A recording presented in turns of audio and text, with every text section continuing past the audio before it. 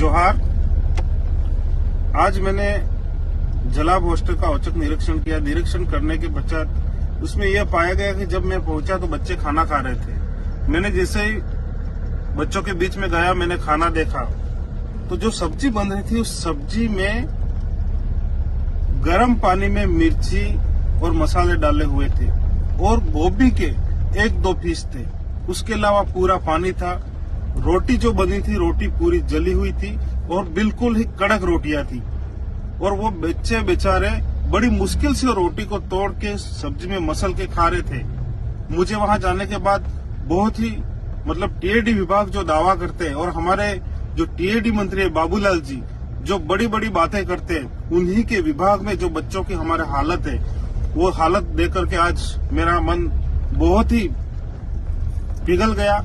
और मंत्री जी से मैं कहना चाह रहा हूं कि आप अपने विभाग में अपने जो अधिकारी है उन अधिकारियों की बैठक लें और अधिकारियों को सीधा इंस्ट्रक्शन दें कि हॉस्टलों में आज जो कमियां आ रही हैं, उनके जो सामग्रियां नहीं पहुंच रही है, बच्चों में जो सामान का अभाव है, ये जल्द से जल्द उसका निराकरण करें। क्योंकि मेरे पहुंचने के बाद सारे अधिकारी उस हॉस्टल में पहुंचे, पंचायत समिति लेवल के अधिकारी हो या जिला स्तर के अधिकारी हो।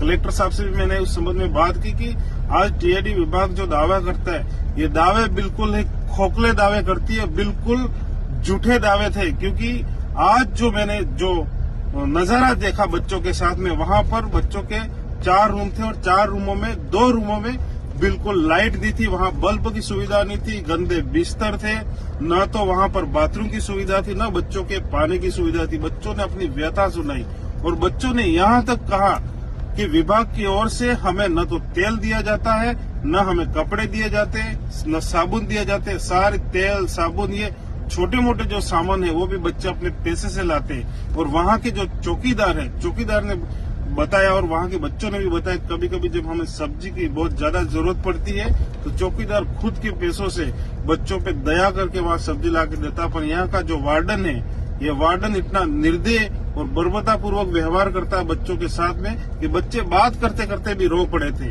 और बच्चे जब भी सवाल करते हैं कि वार्डन उनको डरा धमका के वहां से चला जाता है और महीने में केवल 1 या 2 बार आता है, केवल 1 या 2 बार आता है ये वार्डन। और बच्चे बेचारे उस स्थिति में वहां पर अपना अध्ययन कर रहे, जिसकी आज के युग में हम लोग कल्पना नहीं कर सकते। इतनी दयनीय स्थिति है। तो प्रशासन, शासन विभाग और गवर्नमेंट से मैं अपील करना चाहूंगा, यही स्थिति हमारे बच्चों के साथ अगर रहती है तो आने वाले समय में बहुत बड़े आंदोलन के रूप में हम खड़ा करेंगे इस विभाग के खिलाफ। क्योंकि हमारे जो बच्चों का पैसा है, ये पैसा टीएडी विभाग कहीं न कहीं दूसरी जगह लगा करके खा रहा है, या फिर हमारे बच्चों को मानसिक और शारीरिक रूप से विकसित होना नहीं देखना चाह रहे हैं। क्योंकि बच्चों के साथ इस प्रकार का जो व्यवहार, शोषण किया जा रहा है, बच्चों को जो खाना है उस निवाले को आप लोग छीन रहे हो, ये बिल्कुल गलत बात है। और मैंने अभी एक दूसरे हॉस्टल का भी निरीक्षण किया, उस हॉस्टल में भी पानी की असुविधा थी।